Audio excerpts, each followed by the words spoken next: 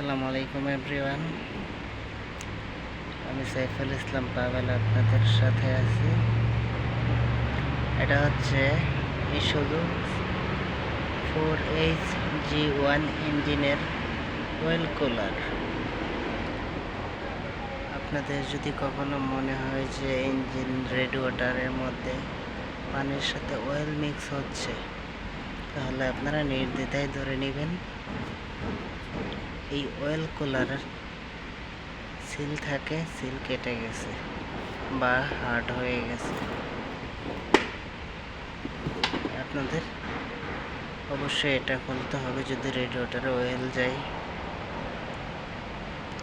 এটা হচ্ছে এটার ভিতরে থাকে ইঞ্জিন অয়েল, যা পানির সাহায্যে ঠান্ডা হয়। এটা আউট করতে হলে আপনাদেরকে এই দুইটা বল্টু এবং এই দুইটা বল্টু খুলতে হবে। খুলে ভিতরে দুটো ও রিং আছে, ও রিং চেঞ্জ করে দিলেই ইনশাআল্লাহ আপনাদের রেডিয়েটরে অয়েল যাওয়া বন্ধ হয়ে যাবে।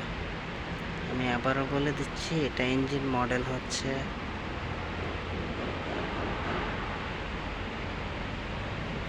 G1 বলি আমরা।